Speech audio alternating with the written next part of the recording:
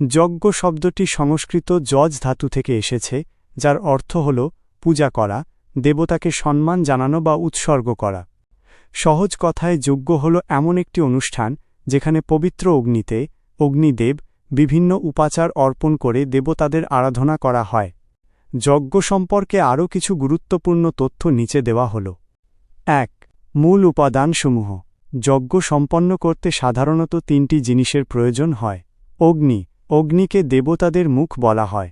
বিশ্বাস করা হয় যে অগ্নিতে যা অর্পণ করা হয় তা অগ্নির মাধ্যমেই দেবতাদের কাছে পৌঁছায়।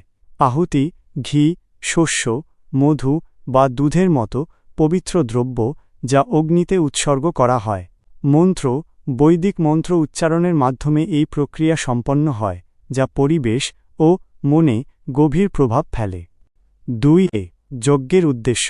যজ্ঞের উদ্দেশ্য কেবল পূজা নয়, এর গভীর আধ্যাত্মিক ও সামাজিক তাৎপর্য রয়েছে। দেবতাদের সন্তুষ্টি, আশীর্বাদ ও প্রাকৃতিক ভারসাম্য বজায় রাখার জন্য। আত্মশুদ্ধি। নিজের অহংকার ও নেতিবাচকতা ত্যাগ করে শুদ্ধ হওয়া। পরিবেশগত শুদ্ধি। যজ্ঞে ব্যবহৃত ভেষজ দ্রব্য বাতাসের গুণমান উন্নত করে বলে বিশ্বাস করা হয়। ৩. পঞ্চমহাযজ্ঞ।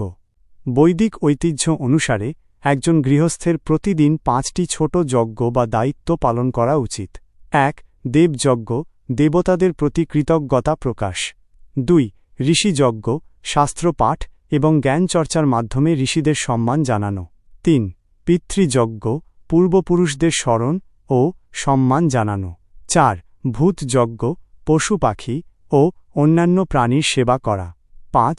নৃযজ্ঞ, অতিথি সেবা ও আর্তমানবতার সেবা। সংক্ষেপে বলতে গেলে যজ্ঞ মানে কেবল আগুনের কুণ্ড নয়, এটি হল ত্যাগ এবং সেবার প্রতীক। নিজের ক্ষুদ্র স্বার্থ ত্যাগ করে বৃহত্তর মঙ্গলের জন্য কিছু উৎসর্গ করাই হল যজ্ঞের প্রকৃত শিক্ষা।